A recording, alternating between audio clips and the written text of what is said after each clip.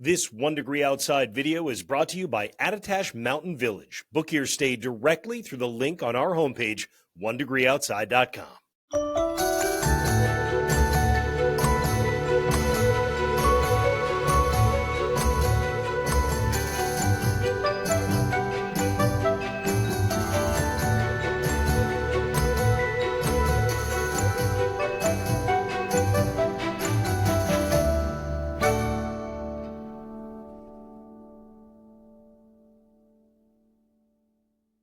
It's going to be a busy stretch in the days to come. I'm meteorologist Danielle Noyce. This is Insights. Let's break down the details together. Saturday, likely rain and some snow in far northern New England in the mountains. Sunday night into Monday, increasingly likely that we can lock in a snowstorm for much of the region. This will not be a blockbuster storm, but a period of accumulating snow is likely. Arctic air comes in too, and it's in place for much of next week with some sub-zero wind chills likely for a time too, particularly through the middle part of the week. So let's take it one disturbance at a time. The first one I talked about in Noyce's notes and 1 Degree Outside today comes through tonight. A little weak area of low pressure, fairly disorganized. The next one has a cold front that's draped across the Midwest tomorrow. Out ahead of it, it gets a little mild. So tomorrow's a seasonable, pleasant January day overall for our Friday.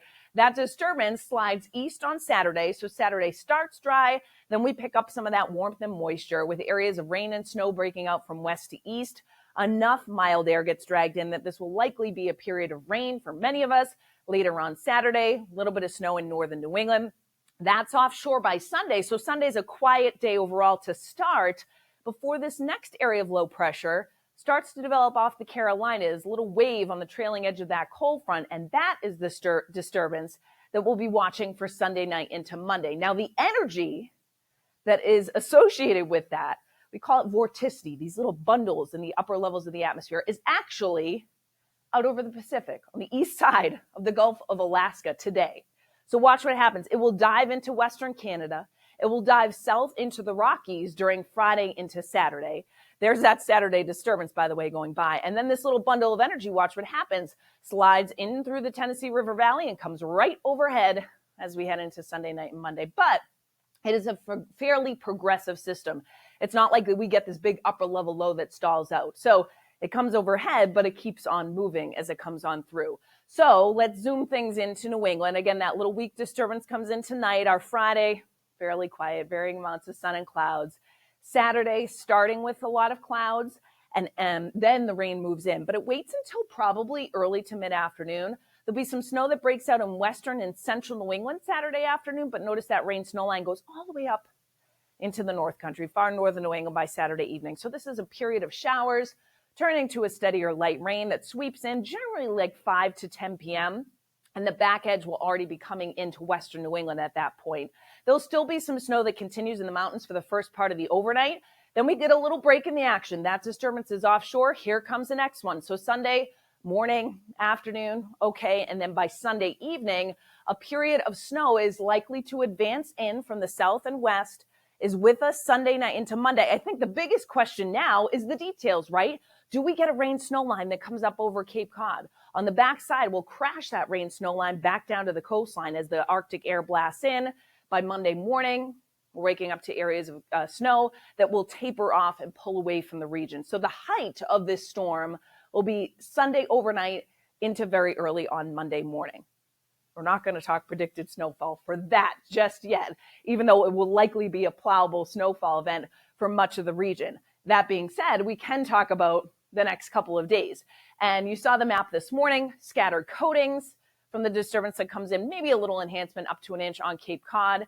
And then by the time we get to Saturday, again, it's mostly rain, but I just want to show you that we do add an additional couple of inches from the Berkshires up the spine of the Green Mountains and in far northern New England where we can hold on to some of that colder air. So while it's a mainly rain event on Saturday for much of the region, we'll add a couple more inches of snow to the mountains. So great news for ski country before this cold blast back in. So high temperatures for our Friday, 20s and 30s, a fairly seasonable day overall. The wind not that strong.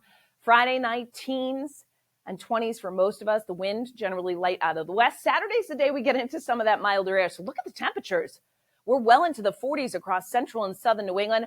We hold on, again, to a little bit of that colder air, especially with elevation. So this will be a wet, pasty couple of inches that falls in the mountains. And again, that generally falls during the late afternoon to evening hours on Saturday. Sunday, the cold air starts to come back in.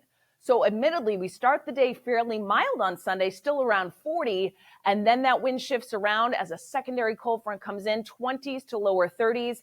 By Monday, we don't get out of the teens and 20s with those pockets of snow, likely heaviest in the morning, and then tapering off. So there are a lot of details to iron out. The cold air that blasts in behind it will create wind chill values on Tuesday that will only be in the single digits, both above and below zero, because that northwest wind is going to kick up too and gust 20, probably to 30, 35 miles per hour on Tuesday. So that's daytime feels like temperatures on Tuesday. It'll be a cold, bitterly cold, but quieter middle part of next week. So there's lots to talk about and iron out in the days to come. I know we talk about this a lot, that our app is a great tool to have, but it's true. You can pinpoint your location and then have our videos at the top for context, interactive radar on there too. And we're going to geek out a little bit, get a live stream that we'll schedule. Patreon users, you will be able to access that. And if you'd like to get into it too, just head on to patreon.com/1 degree outside. You can check out our 4 membership tiers. We've got Fuel the Forecast, the Inside Track, 1 degree outside enthusiasts, and 1 degree outside champions. So you can help support our mission